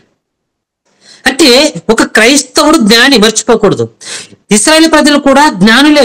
పిరమిడ్స్ కట్టారంటే వారు జ్ఞానులు కాదనుకోకూడదు మనం. చాలా జ్ఞానం కలిగిన వారు, పిరమిడ్సే కట్టారు. ఐగుప్తులోని పిరమిడ్స్ కట్టడానికి వారే ముందుకు వచ్చారు. అంత గొప్ప జ్ఞానులైతే ఇప్పుడు వీరు మరి వీరికి ఉన్న ఈ జ్ఞానం అంతా పోగొట్టుకొని ఇప్పుడు ఎవరి దగ్గరికి హెల్ప్ కొరకు వెళ్తున్నారంటే అన్యుల దగ్గరికి వెళ్తున్నారు. పిల్లలు అన్యుల దగ్గరికి వెళ్తున్నారు. అన్యుల దగ్గరికి వెళ్ళి వారి సహాయం కోరుతున్నారు. ఈరోజు క్రైస్తవులు కూడా చేస్తున్న తప్పు ఏంటంటే, ఏదైనా చిన్న గొడవ వచ్చింది అనుకోండి, కుటుంబంలో చిన్న గొడవ వచ్చింది అనుకోండి, వెంటనే ఎక్కడికి వెళ్తారంటే అన్యుడు ఉంటున్న పోలీస్ స్టేషన్కి వెళ్తారు, అన్యులుగా ఉంటున్న గ్రామ పెద్దల దగ్గరకు వెళ్తారు. అంటే క్రైస్తవుడు అనేక మందికి బుద్ధి చెప్పాలి. క్రైస్తవుడు భూమిని తలకిందలు చేయాలి. అలాంటి క్రైస్తవులు కూడా పదునుగా ఉండవలసిన క్రైస్తవులు పదును పెట్టమని ఎవరి దగ్గరికి వెళ్తున్నారంటే అన్యుల దగ్గరకు వెళ్తున్నారు. అన్యులు సలహా తీసుకుంటున్నారు. అంటే క్రైస్తవుడు అన్యులకు సలహా చెప్పాలి. ఎందుకంటే ప్రతి మంచి ఎక్కడుందంటే బైబిల్లో తప్ప ఎక్కడ మంచి లేదు పిల్లల, బైబిల్లో మాత్రమే మంచి ఉంది. ఆ మంచి ఎవరు తెలుసుకున్నారంటే జ్ఞానులమైన మనమే తెలుసుకొని మనమే మంచి సలహాలు ఇవ్వాలి. కానీ సలహాలు ఇవ్వాల్సిన వారే సలహాల కోసం ఎక్కడికి వెళ్తున్నారంటే అన్యుల దగ్గరికి వెళ్తున్నారు. అదే అంటున్నాడు ఇక్కడ. ఇదిగో ఇశ్రాయేలు ప్రజలు ఏం చేశారంటే వారి దగ్గర ఉన్న ఆయుధాలని పదును పెట్టుకోవడానికి ఎక్కడ వెళ్తున్నారంటే ఫిలిష్తీయుల దగ్గరికి వెళుతున్నారు. అంటే దేవుడు బాధపడ్డ విషయంలో బాధపడతారు పిల్లరా.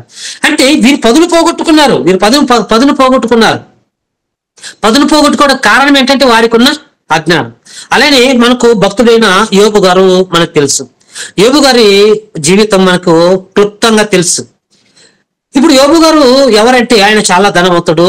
ఆ ఊజు దేశంలోనూ అతని వంటుల లేడు. అతన్ని చూస్తే అందరూ కూడా చిన్నలు మొదలుకొని పెద్దల వరకు అందరూ కూడా భయపడేవారు. అలాంటి గొప్ప వ్యక్తికి మరి పరీక్ష కాలం స్టార్ట్ అయింది. పరీక్ష కాలం స్టార్ట్ అయిన తర్వాత తనకున్న యావదాస్తి మొత్తం పోతుంది. అంత మాత్రమే కాదు, తన పిల్లలందరూ కూడా చనిపోతారు. అంత మాత్రమే కాకుండా తన శరీరం అంతా కూడా ఒక రోగంతో పీడింపబడుతుంది పిల్లరా. ఇప్పుడు అలాంటి పరిస్థితుల్లో మరి యోబు గారిని పదును పెట్టవలసిన ఇంకొక ఇనుము ఉంది కదా. ఆ ఇనుము ఎవరు? యోబు గారి సతీమణి గారు, భార్య గారు. ఇప్పుడు ఆమె పదును పెట్టాలి. కానీ పదును పెట్టవలసిన ఈమె వచ్చి ఏమంటుందంటే, పదునుగా ఉన్న యోబు గారిని పదును పెట్టవలసిన ఈ ఇంకొక ఇనుము ఏం చేస్తుందంటే అతని పదును కూడా తీసివేయడానికి ప్రయత్నిస్తుంది. నువ్వు ఇంకా ఎన్ని రోజులు పదును కలిగి ఉంటావు? ఆ దేవుణ్ణి దూషించి నువ్వు మరణం కమ్ము అంటుందంటే ఈమె పదును పెడుతుందా, ఉన్న పదును తీసేస్తుందా? మీకు అర్థం కావాలి ప్రియులారా. అలానే యోబు గారి యొక్క స్నేహితులు వస్తారు. ముగ్గురు స్నేహితులు వచ్చి ఏమంటారంటే, అదే యోబు గ్రంథము 4:3 యోబు గ్రంథం 4:3 ఇదంతా సందర్భం మీరు మనసులో పెట్టుకోండి. అక్కడ అంటున్నాడు, అనేకులకు నీవు బుద్ధి నేర్పినవాడు, నువ్వు అనేకులకు బుద్ధి నేర్పావు కదా. అంటే వీళ్ళైనా పదును పెట్టాలి. ఇప్పుడు ఆయన బలహీనంగా ఉన్నాడు కనుక, అనారోగ్యంతో ఉన్నాడు కనుక, కుటుంబంలో ఎంతో మరి ఆ మరణ వేదన అనుభవిస్తున్నాడు కనుక, అంతా యవదాచి కోల్పోయాడు కనుక అతన్ని బలపరచవలసిన స్నేహితులు చేయమంటున్నారు. నీవు అనేక మందిని బలపరిచావు కదా, కానీ ఇప్పుడు ఇదంతా పోవడానికి కారణం ఏంటంటే నువ్వేదో పాపం చేశావు, నువ్వేదో తప్పు చేసావు, నువ్వు పాపం చేసావు కనుకనే నీకు ఇలా శాపంగా ఇది వచ్చింది అని పదును పెట్టవలసిన స్నేహితులు, పదును పెట్టవలసిన సహోదరులు ఏం చేస్తున్నారంటే అతనికున్న పదును కూడా తీయడానికి వారు ప్రయాసపడుతున్నారు. ప్రియమైన దేవుని పిల్లరా, కనుక ప్రియమైన సహోదరులారా, ప్రియమైన సంగమా, ఒక విషయాన్ని మనం గమనించాలి. ఎవరైనా బలహీన పడుతుంటే అలాంటి వారిని బలపరచవలసిన బాధ్యత మనది. ఆ మధ్య కాలంలో ఒక వీడియో, హైదరాబాద్ లో జరిగిన వీడియో మనందరికి తెలుసు. ఒక అమ్మాయి ఇద్దరు అబ్బాయిని ప్రేమించింది. మొట్టమొదటిగా ఒక అబ్బాయిని ప్రేమించింది, అబ్బాయిని కాదనుకున్నది. రెండో అబ్బాయిని ప్రేమించిన తర్వాత ఇప్పుడు మొదటిగా ప్రేమించిన అబ్బాయి ఎన్నో మరి లెటర్స్ రాశారు. అందులో నిన్ను నా గుండెల్లో పెట్టుకొని నిన్ను చూసుకుంటా అని చెప్పిన మరి మాటలు అందులో కనబడతాయి. అంత మాత్రమే కాకుండా ఎన్నో మరి చాటింగ్స్ అందులో కూడా నా గుండెల్లో పెట్టుకొని చూసుకుంటాను, నేను నా గుండెల్లో భద్రపరుచుకుంటాను అన్న వాయిస్ మెసేజ్లు కానివ్వండి, చాటింగ్ కానీ ఇవన్నీ కనబడేసరికి ఆ రెండో వ్యక్తి ప్రెసెంట్ గా ఎవరైతే ఆ అమ్మాయితో ప్రేమలో ఉన్నాడో ఆ వ్యక్తి ఇవన్నీ చూసిన తర్వాత వారిద్దరు కూడా యూట్యూబ్ లోకి వెళ్ళి ఎన్నో మరి వీడియో చూసి ఆ మొదటి ప్రేమికుని చంపాలని ఎన్నో వీడియో చూసి మాస్టర్ ప్లాన్ చేసి ఆ మొదట ప్రేమించిన ఆ అబ్బాయిని భయంకరంగా కిరాతకంగా చంపేసిన న్యూస్ మీరు అందరూ చూశారు. భయంకరంగా కిరాతకంగా చంపేయడమే కాకుండా చంపిన తర్వాత అబ్బాయి యొక్క గుండెను బయటికి తీసి వీడియో కాల్ చేసి అమ్మాయికి చూపిస్తున్నాడు. ఇదిగో ఈ గుండెల్లో ఈ గుండెలో నేను ఉంచుకుంటాను అన్నాడు కదా, వాడి గుండె నేను తీసేశాను అని అమ్మాయికి వీడియో కాల్ చేసి చూపిస్తే అమ్మాయి అంటుంది, వా వెరీ గుడ్, నా కొరకు వాడి గుండె తీసేసావా, నీ గుండెలో నేను ఎప్పుడు చేస్తాయిగా నిలబడతాను అని అమ్మాయి అక్కడి నుంచి మరలా కామెంట్ చేస్తుంది వీడియో కాల్. అంత మాత్రమే కాదు, ఇదిగో ఈ బొటన వేలుతో నీ చాటింగ్ చేశాడు కనుక ఈ బొటన వేలు కూడా నేను తీసేసాను, కళ్ళ ముందు బొటన వేలన్నీ కోసేశాడు. ప్రియమైన దేవుని పిల్లలు, అంటే ఇవన్నీ ఎందుకు జరుగుతున్నాయంటే వివేకం లేక అవివేకంతో ఉంటే ఇలాంటివన్నీ జరుగుతూ ఉంటాయి. ఒక తప్పు చేస్తున్నప్పుడు, తప్పు జరుగుతున్నప్పుడు ఖండించాలి. ఇది మంచి మార్గంలో మనం నడిపించడానికి అతని పొదులు పెట్టాలి దేవుని మాటలతో. ఈరోజు సమాజం పాడైపోవడానికి కారణం అంటే ఈ జ్ఞానం లేకనే. మొన్న మనం చూసాం, ఒక డాక్టర్ని ఎంతగానో దారుణంగా మరి అత్యాచారం చేసి హత్య చేసిన సంఘటన ఇప్పుడు ఇంకా మన కళ్ళ ముందు ఉండగానే ఈ రోజు వార్త, ముంబైలో ఇద్దరు బాలికలు, 4 సంవత్సరాల బాలికలను మరి అక్కడ అత్యాచారం చేసినట్టు ఒక స్కూల్లో ఈ రోజు మధ్యాహ్నం 4 సంవత్సరాల చిన్న పిల్లలండి, చిన్న ముక్కు పచ్చలార పిల్లల్ని మరి ఇద్దరు ఆ స్కూల్లో ఉన్న సిబ్బంది అత్యాచారం చేసినట్లు ఈరోజు వార్త. అంటే వీళ్ళందరికీ జ్ఞానం ఉందంటే జ్ఞానం లేదు. ఏమైపోయారంటే వీళ్ళందరూ కూడా ఇదిగో లోక జ్ఞానంలో మునిగిపోయారు, లోకమనే మాయలో పడిపోయారు, లోకాశల్లో పడిపోయారు. ఇలాంటి వారికి పదును ఎవరు పెట్టాలి? మనమే పదును పెట్టవలసిన వారం ప్రియమైన దేవుని పిల్లలు. అంటే ఇవన్నీ ఎందుకు జరుగుతున్నాయంటే దేవుని జ్ఞానం లేక, దేవుని వాక్యం అనే ఈ 2 అంచులు కలిగిన ఖడ్గముతో పొదును పెట్టగా ఈరోజు సమాజం ఎటు వెళ్ళిపోతుంది చూస్తేనే భయం వస్తుంది. పిల్లరా, భయం వేస్తుంది. ఏంటా మన పరిస్థితులు, మన పిల్లల పరిస్థితి అంటే బయటకు వెళ్తున్నారు, మరలా క్షేమంగా ఇంటికి వస్తారా రాదా అన్న భయం కూడా ఈరోజు వేస్తుందంటే ఒక్కసారి ఆలోచించండి ప్రియమైన దేవుని పిల్లరా. కనుక మనం చేయవలసింది ఏంటంటే, భార్యలు ఒకవేళ బలహీనంగా ఉన్నారా, లేక భర్తలు బలహీనంగా ఉన్నారా, పిల్లలు బలహీనంగా ఉన్నారా, వారిని బలపరచవలసిన బాధ్యత మనది. దేవుని వాక్యంతో వారిని పదును పెట్టవలసిన బాధ్యత మంది ప్రియమైన దేవుని పిల్లరా. అలా బాధ్యత కలిగి మనం పదును పెడితేనే మన పిల్లలు మన కుటుంబం మనకు దక్కుతుంది. లేకపోతే మనకు దక్కదు. ఆ పరలోకంలో ఉన్న దేవునికి కూడా మనకు ఆ కుటుంబాలు, మన పిల్లలు దక్కరన్న సత్యాన్ని మీరు గ్రహించాలి ప్రియమైన దేవుని పిల్లలు. కనుక పదును పెట్టేవారిగా ఉండాలి. ఎలా పదును పెట్టాలంటే, ఒకనొక సందర్భంలో దావీదు గారు మనకు తెలుసు, రాజు, ఆయన్ని దేవుడు అభిషేకిస్తాడు. ఆయనకంటే ముందుగా సౌలు రాజుని దేవుడు అభిషేకించి మరి రాజ్యాన్ని ఇస్తాడు. సౌలు యొక్క స్థితిగతులు బాగాలేకపోయేసరికి అతన్ని తీసివేసి అతని స్థానంలో దేవుడు దావీదు గారిని మరి ఆ రాజ్యానికి రాజుగా మరి అభిషేకిస్తాడు. అభిషేకించిన తర్వాత మరి సౌలు మరి ఎంతగానో విసుగు చూపి దావీదు గారిని చంపాలనుకున్న తర్వాత దావీదు గారు తిరిగి సౌలుని చంపలేక కాదు, కానీ ఇదిగో ఆ దేవుడు అభిషేకించిన వ్యక్తి మీద నేను తిరుగుబాటు చేయకూడదు, అతను ఒక మాట అనకూడదు, నా చెయ్యి కూడా ఎత్తకూడదని దేవునికి భయపడ్డాడు. దేవునికి భయపడి దావీదు గారు తన ప్రాణాన్ని కాపాడుకోవడానికి, ఆ సౌలు యొక్క చేతిలో నుంచి తప్పించుకోవడానికి పరుగు పరుగున ఎన్నో అడవుల్లోకి వెళ్ళాడు, ఎన్నో మరి అరణ్యంలోకి వెళ్ళిపోయాడు, ఎన్నో గుహల్లో దాక్కున్నాడు. అలా ఒకానొక సందర్భంలో జీపు అరణ్యానికి వెళ్తాడు పిల్లరా. ఎందుకు వెళ్ళాడంటే తన ప్రాణాన్ని కాపాడుకోవడానికి, సౌలు చేతిలో ఉన్నట్టు దావీదు గారు తన ప్రాణాన్ని కాపాడుకోవడానికి జీపు అరణ్యానికి వెళ్తాడు. అలా జీపు అరణ్యానికి వెళ్ళేసరికి అప్పుడు సౌలు యొక్క కుమారుడైన యోనాతాను వస్తాడు. ఓకే, సమయం అయిపోతుంది, మనం ఒక్క సందర్భంలోకి వెళ్ళిపోదాం. సమూయేలు మొదటి గ్రంథము 23వ అధ్యాయం. సమూయేలు మొదటి గ్రంథము 23వ అధ్యాయం 14 నుంచి నేనే చదువుతున్నాను. సమూయేలు మొదటి గ్రంథము 23వ అధ్యాయం 14వ వచనం. అయితే దావీదు అరణ్యములోని కొండ స్థలముల యందును జీపు అను అరణ్యమున ఒక పర్వతమందు నివాసము చేయుచుండెను. సౌలు అనుదినము అతన్ని వెదికినను దేవుడు సౌలు చేతికి అతన్ని అప్పగించలేదు. సౌలేమో చంపాలని తిరుగుతున్నాడు, కానీ దేవుడు అప్పగించడం లేదు సౌలు చేతికి. ఎందుకంటే దేవుడు అభిషేకించాడు, దేవుని యొక్క కార్యాలు ఉన్నాయి కనుక దేవుడు దావీదు గారిని మరి కాపాడుకుంటూ, కంటికి రెప్పలా కాపాడుకుంటూనే వెళ్తున్నాడు. ఇక 15వ వచనం. తన ప్రాణము తీసుకుని సౌలు బయలుదేరిన తెలుసుకొని, క్షమించండి, 16వ వచనం. అప్పుడు సౌలు కుమారుడైన యోనాతాను లేచి వనములోనున్న దావీదు వద్దకు వచ్చి, ఇప్పుడు దావీదు గారు ఎక్కడ ఉన్నాడంటే జీపు అరణ్యంలో ఉన్నాడు. ఆ జీపు అరణ్యానికి దావీదు గారు ఉన్నాడు అన్న సంగతి యోనాతాను సౌలు యొక్క కుమారుడు, తన రక్తం పంచుకొని పుట్టిన, తన గర్భాన పుట్టిన కుమారుడే యోనాతాను. అతను ఇప్పుడు దావీదు గారి కొరకు వెతుక్కుంటూ జీపు అరణ్యానికి వచ్చి, ఇప్పుడు అక్కడికి వచ్చిన తర్వాత ఎలా మాట్లాడుతున్నాడంటే, నా తండ్రి అయిన సౌలు నిన్ను పట్టుకొన జాలడు, నువ్వు భయపడవద్దు. అర్థమవుతుందా? ఇతడు ఎలా ఇప్పుడు బలహీనంగా ఉన్న దావీదు గారిని ఎలా బలపరుస్తున్నాడు, ఒక ఇనుము ఏ విధంగా ఇంకొక ఇనుమును పదును పెడుతుందో మీకు అర్థం కావాలి. ఇప్పుడు దావీదు గారు ప్రాణభయంతో సౌలు చేతిలో నుంచి తప్పించుకోవాలని జీపు రన్నింగ్కి వస్తే, ఇప్పుడు సౌలు కుమారుడు చేయమనాలి, నిన్ను పట్టిస్తాను, మా నాన్నకు పట్టిస్తాను, నిన్ను చంపి ఇదిగో నేను ఆ రాజ్యానికి రాజునవుతానని చెప్పాలా చెప్పకూడదా? చెప్పాలి. మనమైతే అదే చేస్తాం, సమాజం అయితే అదే చేస్తుంది. కానీ మహానుభావుడు యోనాతాను అలా చేయలేదు. నాన్న ఇదిగో నిన్ను దేవుడు అభిషేకించాడు కనుక మా నాన్న నిన్ను పట్టుకొని జాలడు, నువ్వు భయపడవద్దు అంటే ఏ విధంగా పదును పెడుతున్నాడో మీకు అర్థం కావాలి. ఒక ఇనుము ఇంకొక ఇనుమును ఏ విధంగా పదును పెడుతుందో, వివేకముతో ఆ ఇనుముకి ఏ విధంగా మరి తెలివిని పుట్టిస్తుందో మీకు అర్థం కావాలి.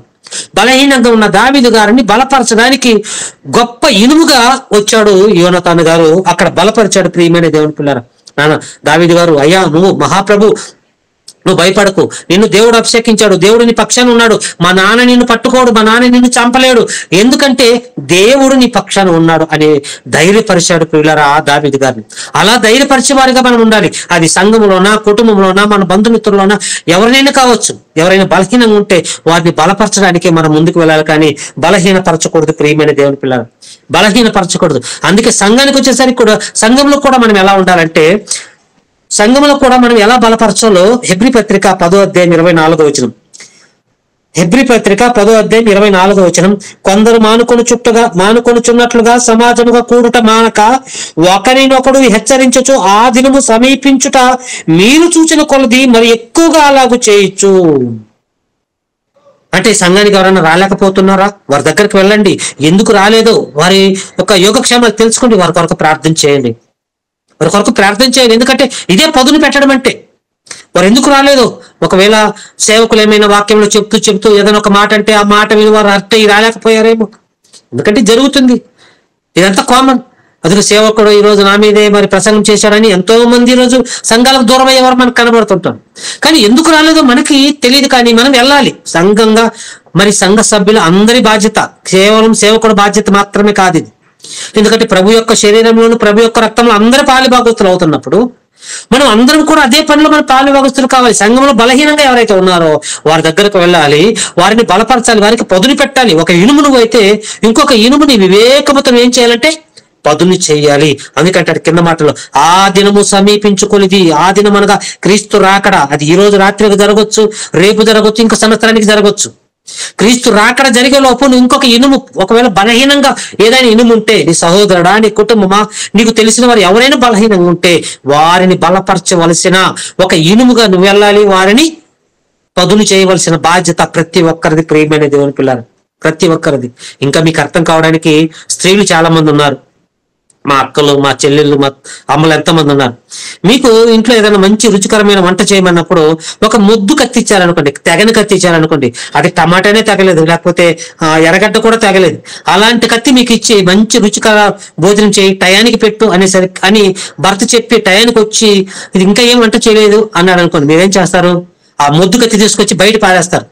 ముద్దు కత్తి తీసుకొని బయట పారేసి, ఈ కత్తి ఇచ్చి నన్ను వంట చేయమంటావా, టైంకి చేయమంటావా, రుచిగా చేయమంటావా అని భర్త మీద కోపడుతుంటారు. ఎందుకంటే ఒక ముద్దు కత్తితోనే పని జరగదు. కనుక ముద్దు బారిన వారిని, పదును లేని వారిని పదును చేయవలసిన బాధ్యత ఎవరంటే మందే పిల్లరా. అందుకే ప్రసంగి గ్రంథంలో ఆయన మాట్లాడుతూ ఇంకొక మాట మనం చూసుకుందాం పిల్లరా, త్వరగా ముగించేసుకుందాం, ఇంకా 2-3 నిమిషాలు ముగించుకుందాం. ప్రసంగి గ్రంథం 10వ అధ్యాయము 10వ వచనాన్ని కూడా మనం చూడగలిగితే, ప్రసంగి గ్రంథము 10వ అధ్యాయము 10వ వచనాన్ని చదువుకుందాం. ఇనుప ఆయుధము ముద్దుగా ఉన్నప్పుడు దానిని పదును చేయని ఎడల పనిలో ఎక్కువ బలము వినియోగించమని అంటున్నాడు. ఒక ఇనుప ఆయుధం ముద్దుగా ఉంటే ఇప్పుడు ఏం చేయాలి? గొడ్డెలు ఉందండి, గొడ్డెలతో మనం కట్టెలు కొట్టాలి. ఇప్పుడు గొడ్డెలతో కట్టి కొట్టాలంటే ఆ ముద్దుగా ఉందనుకోండి, ఉన్న బలమంతా ఉపయోగించాల్సి వస్తుంది. ఉన్న బలమంతా ఉపయోగించి కొడితే ఆ చేతులన్నీ కూడా పొక్కులు వస్తాయి, చేతులన్నీ బొబ్బలు వస్తాయి, చేతులన్నీ ఎర్రగైపోతాయి. ఎందుకు? అది పదునుగా లేదు కనుక. అదే ఆ ఇనుప గొడ్డలి కానివ్వండి, ఆ కత్తి కానివ్వండి, అది పదునుగా ఉంటే మనం బలమంతా ఉపయోగిస్తామా? లేదు. అంటే ఎవరైనా ఒకవేళ అవిశ్వాసంగా, బలహీనంగా సంఘంలోనైనా ఎక్కడైనా ఉంటే అలాంటి వారిని పదును పెట్టవలసిన బాధ్యత నీది అంటున్నాడు ప్రియులారా. పదును పెట్టాలి. అలా పదును పెడితే అది 10 కేజీలైనా, 20 కేజీలైనా, 30 కేజీలైనా, ఎన్ని కేజీలైనా కూడా నువ్వు ఈజీగా కట్ చేయగలుగుతావు. ఎందుకండి యేసుక్రీస్తు ప్రభువారు కూడా ఒక ఇనుప ముక్కగానే భూమి మీదకి వచ్చాడు కదా. ఆయన ఒక్కడే ఒక ఇనుప ముక్కగా, ఒక అమూల్యమైన ఇనుప ముక్కగా ఆయన ప్రారంభించాడు తన పరిచర్యను. 12 మంది శిష్యుల్ని ఆయన సెలెక్ట్ చేసుకున్నాడు. ఈ 12 మంది ఏమైనా షార్ప్ గా ఉన్న వాళ్ళ ప్రారంభంలో 12 మంది షార్ప్ గా ఏం నేర్పిరా. వారి గురించి దేవుడు అంటాడు అల్ప విశ్వాసులు అంటారు, అవిశ్వాసులు అంటారు. ఎవరి గురించి అంటే శిష్యుల గురించి. ఇప్పుడు అల్ప విశ్వాసులు అవిశ్వాసులైన వారిని కూడా ప్రభు వీళ్ళు పదులు లేరు, వీళ్ళు చాలా ముద్దోళ్ళు, వీళ్ళని నేను ఎలా భరాయించాలనుకున్నాడా? అనుకోలేదండి. ఎంతగానో పదును పెట్టాడు ప్రభు మరణం వరకు వారికి పదును పెడుతూ మంచి మరి పదును కలిగిన ఖడ్గాలుగా వారిని మలిచాడు. యేసుక్రీస్తు ప్రభు వారు మరణించాడు. ఆయన తిరిగి ఆరోహణమే పరలోకానికి వెళ్ళిపోయిన తర్వాత ఒక పదునైన ఆయుధమైనటువంటి పేతురు గారు, పదునైన మాటలు, పదునైన ఆయుధంగా మలచబడిన పేతురు గారు ప్రసంగం చేస్తే ఆ ప్రసంగానికి అంటే ఒక పదునైన ఈ ఆయుధము పదును పెడితే 3000 మంది పదునై వచ్చారు పిల్లల. 3000 మంది ప్రభువులోకి వచ్చారు. అంటే ఎంత పదునైన మాటలతో అనేక మందిని ఆ రోజు యోధా జనాంగాన్ని పదును పెట్టాడు. ఆలోచించండి. ఇంకొకసారి పదును పెడితే 4000 మంది, తర్వాత పదును పెడితే దేవుని వాక్యం ద్వారా పదును పెడితే లెక్కలేని మంది. ఇంతమంది ఎలా వచ్చారంటే ఇదిగో బలహీనలోని దేవుని మాట ద్వారా బలపరిచాడు పిల్లలు. ఆ రోజు పేతురు గారు కూడా, యేసుక్రీస్తు ప్రభు వారు కూడా అదే చేశాడు. కనుక మనము కూడా అదే చేయాలి. మనం కూడా పదును పెట్టాలి. ఎవరికి పదును పెట్టాలంటే ఏ ఇనుము అయితే బలహీనంగా ఉందో ఆ ఇనుమును బలహీనంగా ఉన్న ఇనుముని బలపరచవలసిన బాధ్యత సంఘంలో మనందరిది. సేవకుడు ఒక్కడిది మాత్రం కాదు, మనందరిది. ప్రియమైన దేవుని పిల్లరా, కనుక మనం అలా బలపరిస్తే అది ఎంతవరకు ఉంటుందో మనం అలా పదును పెడితే ఆ పదును ఎంతవరకు ఉంటుందో చివరి మాట చూసుకుందాం. కీర్తనల గ్రంథము 72వ అధ్యాయము చివరి మాట. కీర్తనల గ్రంథం 72వ అధ్యాయము 5వ వచనం. ఒక ఇనుముని ఒకవేళ నువ్వు అతనికి పదును పెడితే ఆ ఇనుము పదునుగా ఎప్పటి వరకు ఉంటుందంటే 5వ వచనం 72 సూర్యుడు నిలుచున్నంత కాలము, చంద్రుడు నిలుచున్నంత కాలము, తరములన్నిటను జనులు నీ యందు భయభక్తులు కలిగి ఉందురు. సూర్యుడు ఉన్నంత కాలము, చంద్రుడు ఉన్నంత కాలము జనులు భయభక్తులు కలిగి ఉంటారంట పిల్లలు. యేసుక్రీస్తు ప్రభు వారు 2000 సంవత్సరాల క్రితం ఈ భూమి మీదకి వచ్చాడు. కొంతమందిని పదును చేశాడు. ఆ పదును ద్వారా వారు ఇంకా ఎన్నో వేల లక్షల మందిని పదును చేశారు. అదే పదునే కదా వారు చేసిన ఆ పదును కిందకే మనం వస్తాం. ఆ పదునే ఈ రోజు కూడా మనం కూడా పదునుగా ఉన్నాం. మనం కూడా పదును కాగలిగామంటే ఆ రోజు ప్రభు పదును పెట్టాడు కనుకనే వారు పదునుగా మారారు. అదే పదును ఇప్పటి వరకు ఉందంటే ఇదిగో ఇప్పటి వరకు కూడా ఉంది. అందుకే కదా ఈ రోజు దేవుని యందు భయభక్తులు కలిగి ఈ రాత్రికాల సమయంలో ఆయన పాదాల చెంత మనం ఉన్నాం. ఈ రాత్రికాల సమయంలో ఆయన పాదాల చెంత మనం ఉన్నామంటే మనం కూడా కాస్త కోస్త పదునవుతున్నాం. మనల్ని మన సేవకులు పదును పెడుతున్నారు. ఏదో ఒక సేవకుని ద్వారా 2 అంచెలు కలిగిన ఈ దేవుని వాక్యం ద్వారా మనల్ని పదును పెడుతూ ఉన్నారు. ప్రియమైన దేవుని పిల్లరా, ఎందుకంటే ఎక్కడ కూడా మనలో ఉన్న పదును తగ్గకూడదని, మనం ఎప్పుడు బలవంతులుగానే ఉండాలి, బలహీనులు కాకూడదని ఎన్ని కార్యాలు మనకు జరుగుతున్నాయి. ప్రియమైన దేవుని పిల్లరా, కనుక ఒకవేళ నువ్వు బలహీనమైన ఒక వ్యక్తిని నువ్వు బలపరిస్తే, అంటే అతనికి పదును పెడితే, అతని షార్ప్ చేస్తే, ఆ షార్ప్ ఎప్పటి వరకు ఉంటుందంటే సూర్యుడు ఉన్నంత కాలం. నువ్వు చనిపోయినా పర్వాలేదు, నువ్వు మరణించినా పర్వాలేదు, ఇదిగో ఆ వ్యక్తి ఉన్నంత కాలము అతను పదునుగా ఉంటాడు. అతను ఇంకొకరికి పదును పెడతాడు. ఇంకొక వ్యక్తిని కూడా అతను పదును పరుస్తాడు. అంటే ఇంకొక వ్యక్తిని కూడా మంచి మార్గంలో నడిపిస్తాడు. అప్పుడు ఆ వ్యక్తి కూడా ఇంకొక వ్యక్తిని, ఇలా మరి సూర్యుడు ఉన్నంత కాలము, చంద్రుడు ఉన్నంత కాలము, క్రీస్తు రాకడ వరకు అనేక మంది పదును కలిగి ఉంటారు. అనేక మంది దేవుడి వాక్యంలో భద్రత కలిగి ఉంటారు. అనేక మంది వివేకులుగా ఉంటారు, ఆత్మీయంగా బలపడుతూ ఉంటారు. కనుక ఇనుము మనమైతే చేయవలసిన బాధ్యత అంటే ఏంటి? ఇంకొక ఇనుమును మనము సానా పట్టాలి, ఇంకొక ఇనుమును బలపరచాలి, ఇంకొక ఇనుమును మనం ఏం చేయాలంటే పదును పరచాలి. అలా పదును పరిస్తే యుగాంతం వరకు, క్రీస్తు రాకడ వరకు ఉంటుంది. ప్రియమైన దేవుని పిల్లరా ఆ పదును. కనుక అక్కడ 27:17 ఏమంటున్నాడంటే ఇనుము చేత పదునగును అంటున్నాడు. అవునా కదా? ఇనుము చేత పదును అవుతుందా? అవును. కనుక మనం పదును పెట్టేవారుగా ఉండాలి, కానీ పదును తీసేవారుగా మనం ఉండకూడదు. ఒక అవ్వమ్మ పదును తీసేసింది, అతనుకున్న పదును తీసింది. యోబు గారి భార్య మరి పదును పెట్టవలసిన పదును తీయాలనుకున్నది, కానీ అతను లొంగలేదు. వాళ్ళ స్నేహితులు వచ్చారు, వారు కూడా పదును తీయాలనుకున్నారు, కానీ అతడు మాత్రము తన పదును పోగొట్టుకోలేదు. ప్రియమైన దేవుని పిల్లరా, దేవుని మీద ఆధారపడ్డాడు. ఒక యోనాతాను ఏ విధంగా దావీదు గారిని పదును పెట్టాడో, బలహీనంగా ఉన్న దావీదు గారిని బలపరిచాడో, ఆ విధంగా సంఘంలో ఉన్న అనేక మంది బలహీనం ఉంటారు. అందరూ బలవంతులు అంటే బలవంతులు కాదు. ఎందుకంటే 5 ఏళ్ళు ఉంటే 5 ఏళ్ళు సమానంగా ఉండవు. కొన్ని బలమైన మరి ఆయుధాలు ఉంటాయి, కొన్ని బలహీనమైన ఆయుధాలు ఉంటాయి. కానీ ఈ బలమైన ఆయుధాలు ఏం చేయాలంటే ఆ బలహీనమైన ఆయుధాల్ని పదును పెట్టేవారుగా ఉండాలి. కనుక ఇనుము చేత పదునగును అట్లు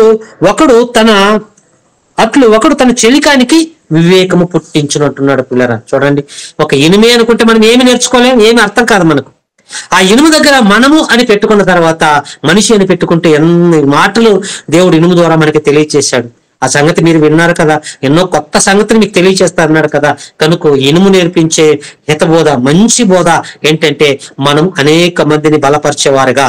ఇనుమంటే మనం బలమైన వారం కనుక మనం లొంగిపోకూడదు.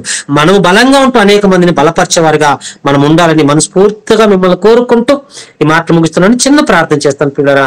పరిశుద్ధమైన తండ్రి, ప్రేమ కలిగిన ఆయన, ఇదిగో తండ్రి, ఇనుము నేర్పు హితబోధ ఏంటో అని తండ్రి ఇదనము నాయన మీ పాదాల చెంత కూర్చుని తండ్రి పరిశుద్ధ గ్రంథంలోనికి వెళ్ళి లేఖనాలు పరిశోధిస్తే నాయన ఎన్నో విలువైన సంగతులు తండ్రి, మమ్మల్ని బలపరిచిన మాటలు నాయన, మేము పడిపోకుండా చెడిపోకుండా తండ్రి మా జీవితాలను కట్టుకునే మాటలు ఎన్నో తండ్రి మీరు మాకు వినిపించారా తండ్రి.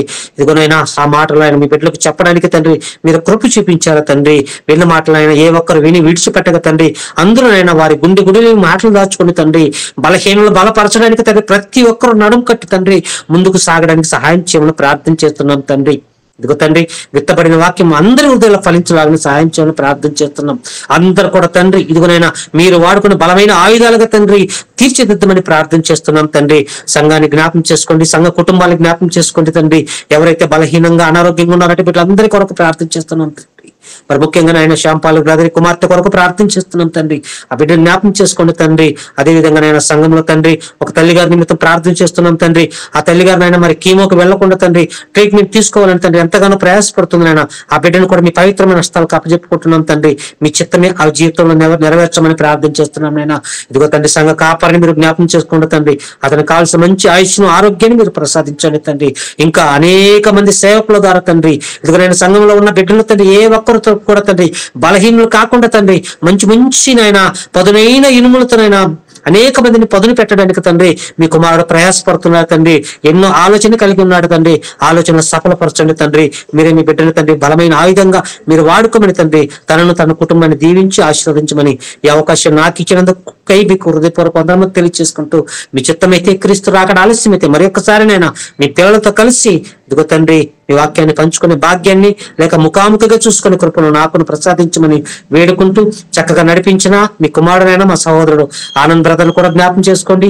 వారిని వారి కుటుంబాన్ని చల్లగా కాపాడమని వీళ్ళందరినీ ఆయన మీ కృపల వర్ధనకు సహాయం చేయమని సంఘాన్ని సంఘ కుటుంబాన్ని పవిత్రమైన హస్తాలకు అప్పచెప్పుకుంటూ ఈ ప్రార్థన యేసుక్రీస్తు వారి పవిత్రమైన నామంలో ప్రార్థించి అడిగి వేడుకుంటున్నాం తండ్రి. ఆమేన్.